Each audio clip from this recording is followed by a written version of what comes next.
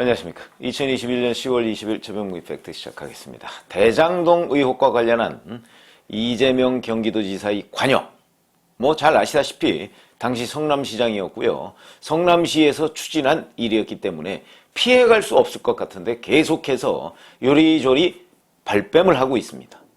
근데 그 부분을 효과적으로 국민의힘 의원들이 공략을 못했지만 저는 상당한 정도의 의혹, 그거는 역시 유권자들한테 심어줬다. 그리고 유동규 전 성남도시개발공사 기획본부장이라는 사람이 나의 측근이 아니다와 같은 정말 말도 안 되는 어떤 꼬리 자르기를 통해서 의혹은 오히려 증폭됐고, 그러므로서 특검으로 가자는 유권자들의 의견은 점점 늘어만 가고 있다. 이런 얘기를 제가 드린 적이 있었는데, 자, 이거와 별개의 문제지만 바로 백현동, 성남시 백현동의 또 다른 특혜 의혹이 있습니다.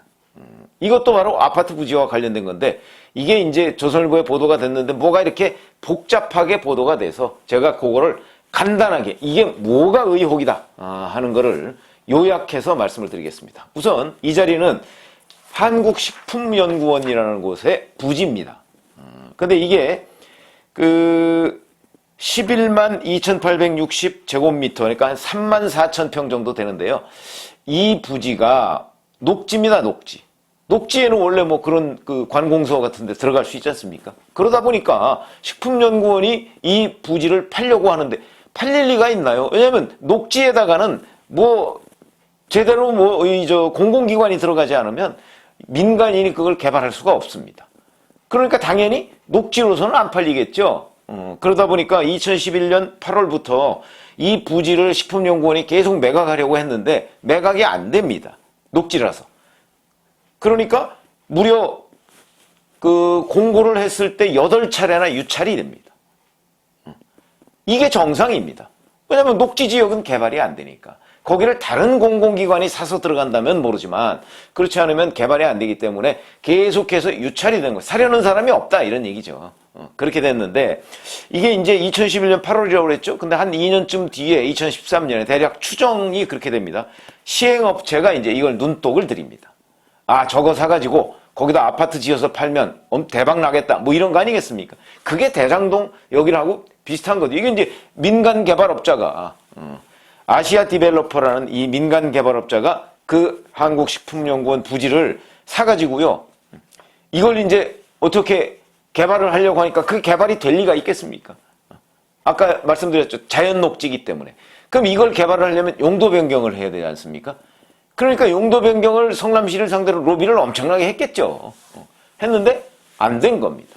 안 되니까 어떤 수를 쓰느냐?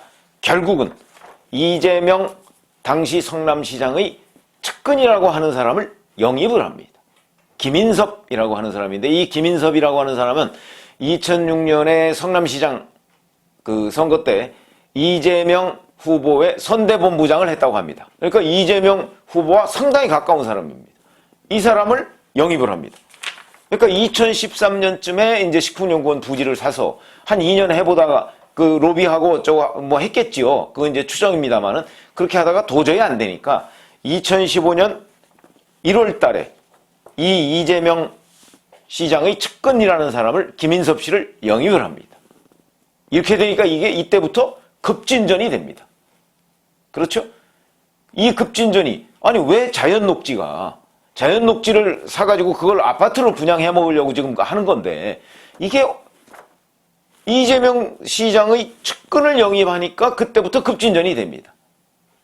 연관이 있다고 봐야 되는 거죠. 그래서 2015년 1월 달에 이 사람을 영입을 했는데, 바로 4월 달에 제가 썸네일에 보여드린 것처럼 4월 달에 바로 이 백현동 부지를 녹지 지역에서 준주거 지역으로 용도 변경하는 보고서에 결재를 합니다. 이재명 성남시장이.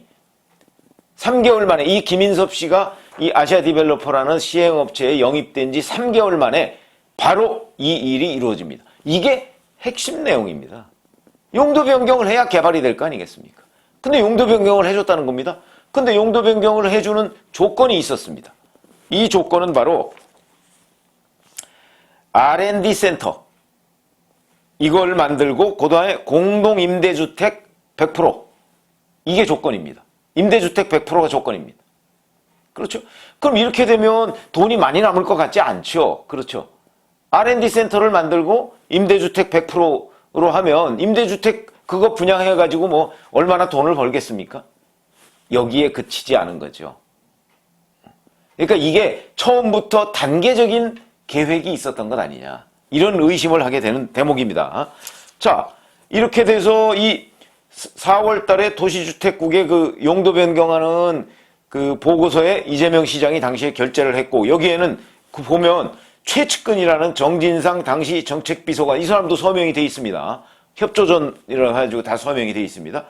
이렇게 해서 추진하고 이 용도 변경이 확정된 게 바로 그해 9월 달입니다. 그러니까 이 시행업체 입장으로서는 김인섭이라는 사람을 영입해서, 이재명 측근인 김인섭을 영입해서 딱 8개월 만에 용도 변경을 만들어냅니다. 그래서 9월 달에 용도 변경으로 확정이 됩니다.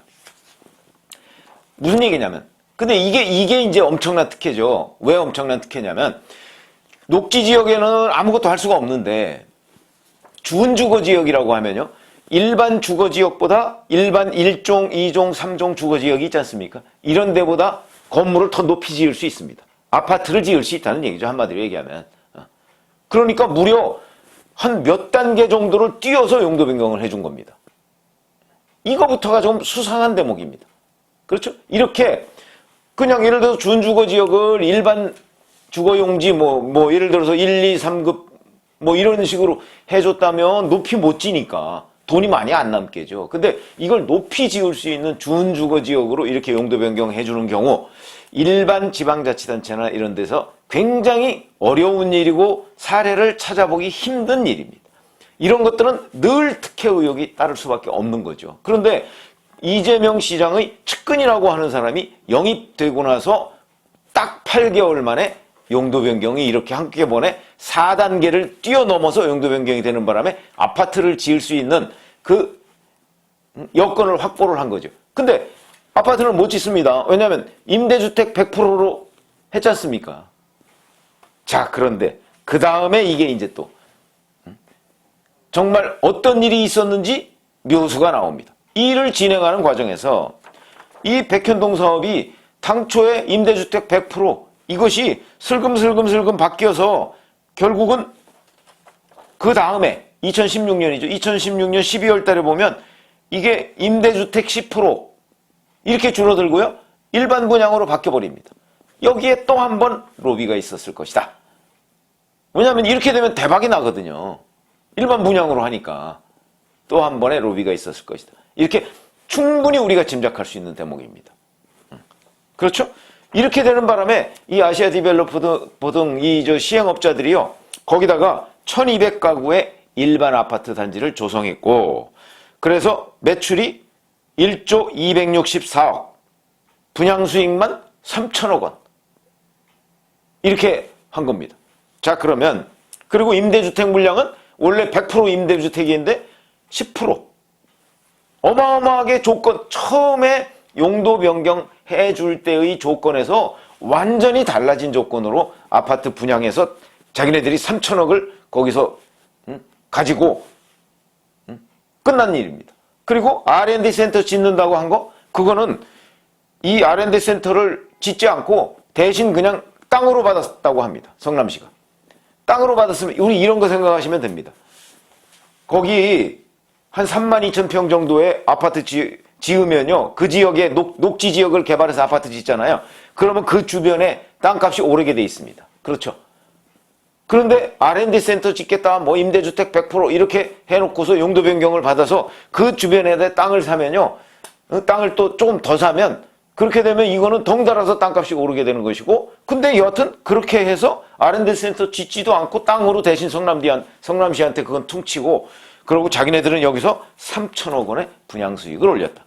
그런데 거기에 이 김인섭 씨라는 이재명 성남시장의 측근이 들어가서부터 일사천리로 일이 진행이 됐다. 이거는요, 누가 봐도 이 부분은 처음부터 계획된 특혜였다. 이렇게 얘기를 하고 그 부분을 수사를 해도 아무런 문제가 없는 정말 혐의점이 속속 드러날 수 있는 내용이다. 지금이라도 바로 그 김인섭 씨를 영입한 이후에 어떻게 이 백현동 특혜가 일사천리로 이루어졌는가 하는 부분을 조사를 해야 된다. 수사를 해야 된다. 이런 얘기죠. 이렇게 생각하시면 됩니다. 처음에는 임대주택을 만드는 100% 임대주택을 만드는 걸 조건으로 용도 변경을 해놓고 그리고 나서 슬그머니 일반 분양으로 바뀌고 일반 분양으로 대박을 치고 이렇게 돼서 시행업체가 3천억 원의 이득을 올리는. 자, 그러면 이 김인섭 씨라는 사람이 성남시를 상대로 또는 이재명 시장을 상대로 로비를 했을 것으로 우리가 이제 능히 미루어 짐작이 가능한 대목인데 이건 로비 없이는 불가능한 일입니다. 왜냐하면 현금 굴러다니는 게 보이는 사업이기 때문에 시행이라는 게 원래 그렇습니다. 그래서 시행의 성공 가능성이 낮은 거죠. 근데 이거는 이 시행업체가 계속 해보다가 안 되니까 이재명 시장의 측근을 영입하고 나서부터 일사천리로 진행됐다는 거죠. 왜 진행됐겠습니까? 결국은 이재명 시장의 측근이 거기에 있었기 때문이다. 만약에 이것을 이재명 시장이 2015년 4월달 이게 대장동 특혜에 있었던 바로 그 즈음입니다. 그 즈음. 그때 이재명 시장이 이걸 알고 용도 변경을 해줬다고 한다면 이거는 뭐 자기 측근한테 특혜를 준 게 되고요. 만약에 이걸 이재명 시장이 4월 달에 용도 변경을 하는 보고서에 결재를 하고 9월 달에 그 용도 변경을 확정짓는데 9월 달 용도 변경 확정지고 그 이후에 그 일반 분양 뭐 임대주택인데 그걸 일반 분양으로 하는 쪽으로 계속 계획이 변경되는 과정을 전혀 몰랐다면 무능이 되는 거죠. 그리고 이 김인섭이라는 사람이 이 시행업체 동업자들하고 소송을 합니다. 그래서 여기에서 70억 원을 본인 몫으로 확보를 합니다. 자, 이 70억 원은 과연 뭘까요? 성남시를 상대로 한 로비의 대가 아닌가요? 그럼 이 70억 원은 정말 김인섭이라는 사람이 70억 원을 자기 혼자 가져갔겠느냐? 이 부분이 또 중요한 대목으로 등장을 할 텐데 그거는 누가 가져갔느냐? 이 부분은 또는 누가 누구랑 나눴느냐? 이 부분은 검찰 수사로만 드러날 수 있는 대목입니다. 그런 점으로 보면 이 대장동에 대해서 비해서 규모는 작지만 이거는 어찌 보면 깔끔하게 로비를 통해서 3천억 원을 번 그리고 그에 관해서 성남시가 특혜를 준 이런 사건이다. 여기에 이재명 당시 성남시장은 이제 이 기사를 보면 이재명 시장 쪽에서는 이거는 기본적으로 한국식품연구원이 추진했다 그러는데 아니죠. 거짓말입니다. 식품연구원이 팔았는데 시행업체가 추진하다가 벽에 부딪혀서 이재명 시장의 측근을 영입하면서부터 급진전된 거죠. 그러니까 그 해명 자체가 우선 틀리고 그 다음에 이 김인섭 씨라는 사람은 과거에 선거에서 도움을 받았지만 그러나 요즘은 연락을 끊었다 그러는데 그거 연락을 끊었는지 그리고 요즘에 연락이 끊었다는 게 중요한 게 아니고 그 2015년 그 즈음에 과연 이 김인섭 씨가 이재명 성남시장 또는 성남시 그 도시주택국이나 뭐 이런데 사람들을 상대로 어떤 로비를 했는가 하는 부분이 훨씬 더 중요하고 그 로비의 대가가 무엇인가 이런 것들이 중요한 것이죠. 그런 점에서 본다면 이 부분도 또 하나의 특혜 의혹이 될 것이다. 어찌 보면 이거는 대장동보다 더 똑 떨어진 특혜 의혹이 된다. 이런 생각이 들어서 이것도 수사 대상이 돼야 할 것이다. 이런 말씀을 드립니다. 감사합니다.